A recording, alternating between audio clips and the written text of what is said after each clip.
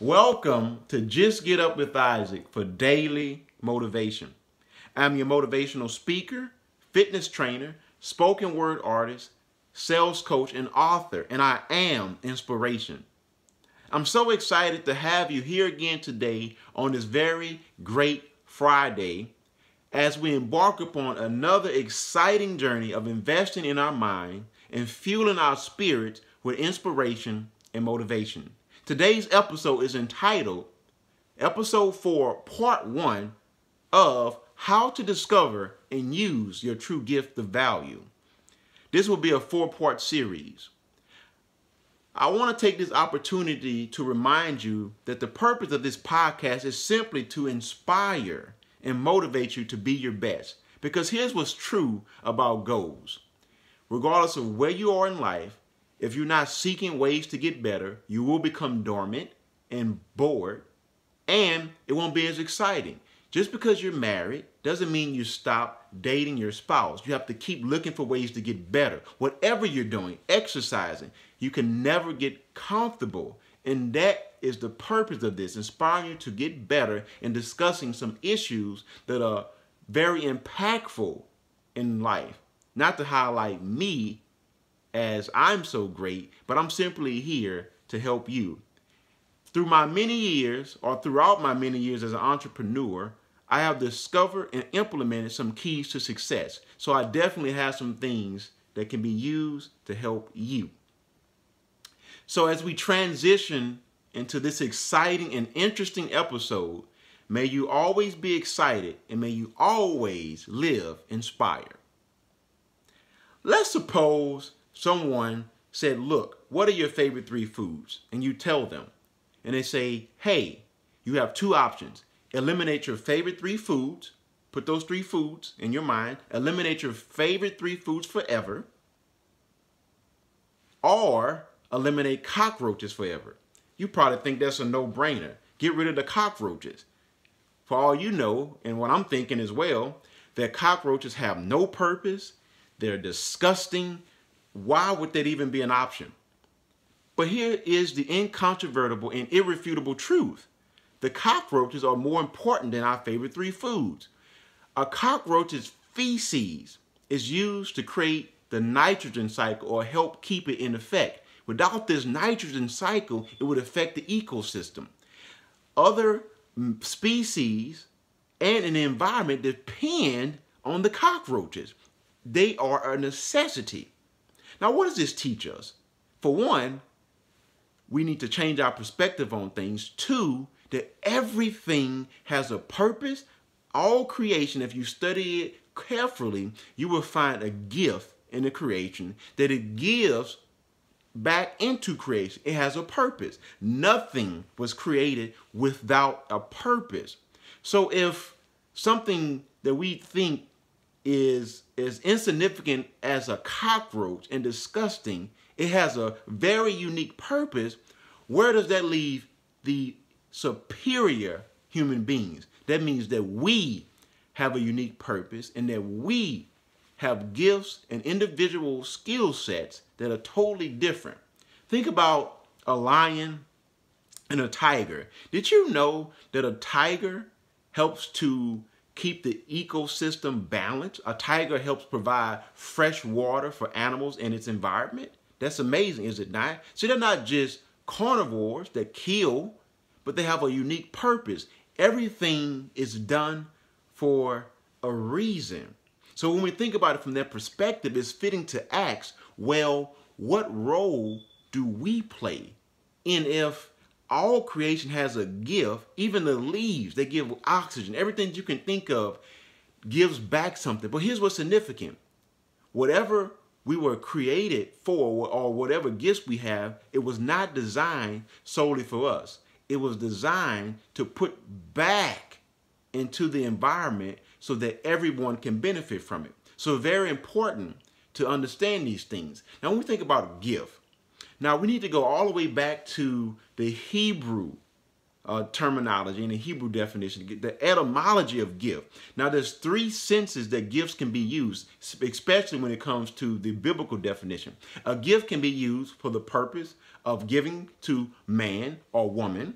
A gift can be used as a purpose or giving a gift to God, like they used to offer up rams and bulls as sacrifice. That was considered a gift. And also, it can be used in the sense that God gave you or gave me a gift, which means it's inherent. So something that he put inside me as an individual, of course, to manifest this in his name for his purpose. So those are the three ways that gifts can be used. Now, when we think about a gift, the dictionary defines it as some type of endowment, some capability. And then we think about talent. A talent is defined the same way. But here's what's interesting about talent. The etymology of talent goes back to a Hebrew measurement system that dictated the value.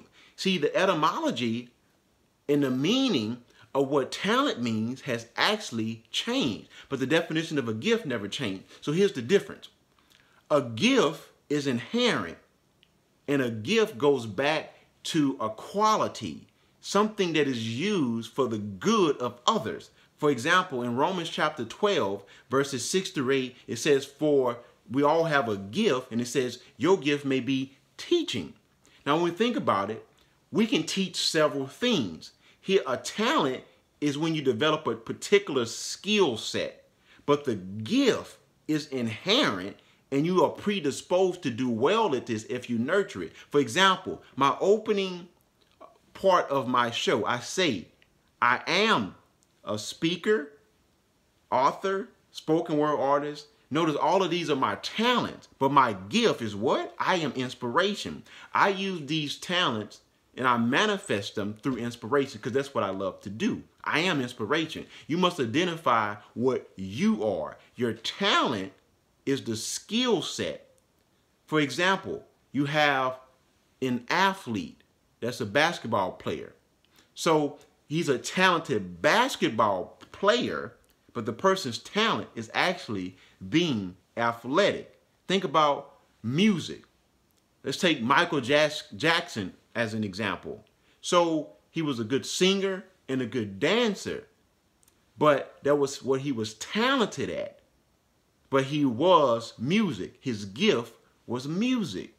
So a gift is inherent. So when we think about a powerful verse that I love, just sharing my personal thoughts, is Proverbs 18:16, which says, a man or woman's gift will make room for them in the world, and it will stand before kings.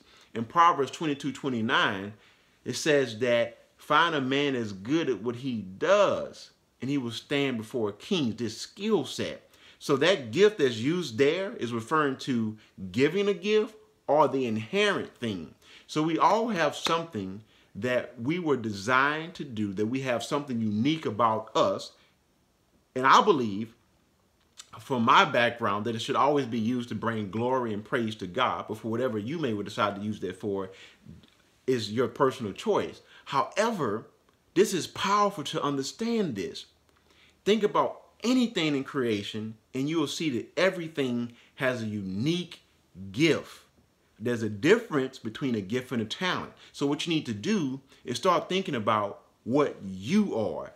What are you? I am what? And then how are you going to manifest this gift through talents? See, again, my gift is inspiration, and I manifest it through inspiring people as far as training, writing, poetry, and doing sales coaching. You see that? There's a big difference. The etymology of a gift has never changed, all the way back to the original meaning. It's not based on interpretation, but what it actually means. So there's a difference between a gift and a talent. A talent can be nurtured. A gift can be nurtured. A gift cannot be taught. It is inherent. But a talent can be taught. Understand that. That's very, very powerful. Now here's another thing that you want to keep in mind. So what we're doing is starting a process of digging up this gift that's inside of you. You don't need to go search for it. It's already in you. When something is inherent, it's already in you. You just have to discover it. And you always go back to things that you're passionate about. So things that you like to do. But here's what's true. When you truly enjoy doing something, you'll always perform better at it. Imagine being in a relationship with someone you don't love. You can be content, but it's very hard to fake things that you don't really feel. So we all have things that we enjoy doing. And of course, we should seek first the kingdom, but we can also do this by doing things that we love that are in harmony with God's will. Now, there's a difference between inspiration and there's a difference between motivation. So here's the difference. Inspired means to be filled with an idea. Motivate comes from a Latin word that means to move. Is a difference. See, what's significant to understand about inspiration and motivation, this is developing the FIM concept, is that whatever the inspiration is what the motivation will be. If the inspiration is negative, the motivation will be negative. If the inspiration is positive, the motivation will be positive. As the inspiration is misguided, the motivation will be misguided. Now, how does this work? For example, everything starts with information. So information, it forms the ideal. It means to form the mind. So if I'm inspired with bad information, I can only be motivated by bad information. For example, this is why people start New Year's resolutions based on sully and bad information. They're motivated, but they're not understanding what it's going to take. The inspiration, the things that they're using to form their concept is bad. So thinking they're just going to do a few sit-ups and crunches and not realizing that it's a lifestyle change. So they're motivated by that inspiration from the information they put into their head. So they're moving or being motivated with bad information compared to being in a relationship. This is why when you truly love someone, you're in love. That's the idea. So you're motivated to do more because you're motivated by what you've been inspired by. So if you're inspired by, I don't love this person, when you try to put into action, you can't fake it. You're not motivated. You are motivated, but you're motivated by not being in love. There's a connection there. So we must understand this. You can't have the opposite. It won't work. So true inspiration starts the process of discovering your gift. So what are you inspired by? And understand this. Put the right information into your mind so that it can be inspired properly. So this is why you must understand how adversities work. That whenever you start to pursue something, it won't be easy. So if you're thinking that because it's your gift, it's supposed to be a walk in the park, when you go to implement that motivation with that inspired concept, it won't last because you told yourself that it's supposed to be a walk in the park. So when you move with that inspiration and it doesn't go as planned, you will quit. But if you put this concept into your mind, anything that is worth fighting for will always be hard. And now when you're motivated by that concept and you're inspired and you know beyond knowing that you have something that you're supposed to do, you're not going to quit and you're going to hang in there until you see the tangible results. Now also I want you to think about this concept, the PSI concept. I call this push, store, and initiate or implement. Think about working out. When you're pushing and you're working out, it gets to a point where you can't lift the weight if you're fully exerting yourself, unless you take a break. But do you really have to stop? You can always take the weight down and go lighter. Keep moving forward. Or you can store that information or store where you want to go. Say, okay, I can't lift this weight now, but I'll put it in my mind. Eventually, I'll get back to it. Here's another significant thing. You can also change up the angles when you're working out. So same thing in life. Sometimes we don't have to keep doing the same exercise, but we can do another exercise that works the same area. So sometimes when you're moving in life, don't do the same things over and over again. Change it up and revisit it. So store the construct that you can't implement right now and then move on to something else. And also then implement or initiate this process over and over again. So when you're pursuing your goals and dreams, it's just like exercising. You only can push so far. Then you have to come back and start a new workout. And the more you do it, you'll get better and better each time. So remember these things as we discuss how to discover your true gift of value and how to use these things. And remember, everything has a gift. There's a difference between talent and there's a difference between a gift.